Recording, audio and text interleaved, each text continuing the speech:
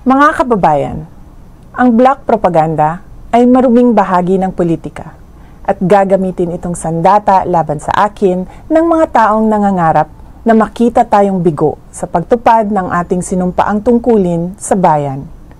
Nagiging mas matindi, mapangahas at desperado na ang mga paninira sa akin ngayon. Bahagi ang mga ito ng isang organisadong demolition job na ang layunin ay sirain ang aking integridad at gumawa ng imahe na ako ay isang mamamatay tao na korap, abusado, taksil at isang warlord. Makikita natin ito sa pag-atake sa confidential funds, pagpapalaganap ng video sa Commonwealth traffic, paggawa ng issue sa pagtatag ng security para sa opisina ng Vice Presidente, paglabas ng testigo na umano'y ako ay kaparte ng Davao Death Squad, sa malisyosong ulat tungkol sa aking mga baril at ang pambabastos sa relasyon namin ng aking asawa.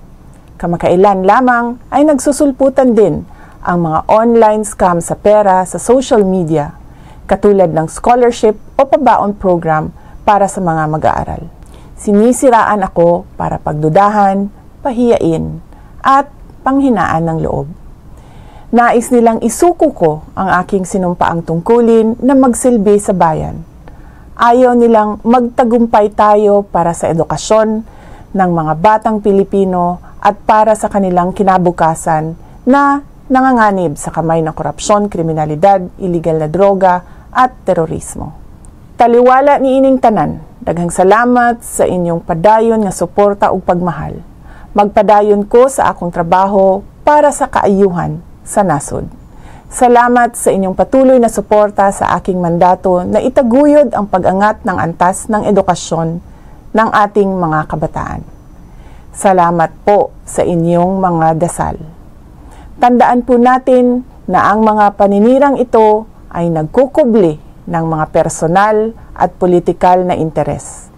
At ang mga ito ay hindi ninyo interes. Hindi interes ng bayan, hindi ito interes ng Pilipinas.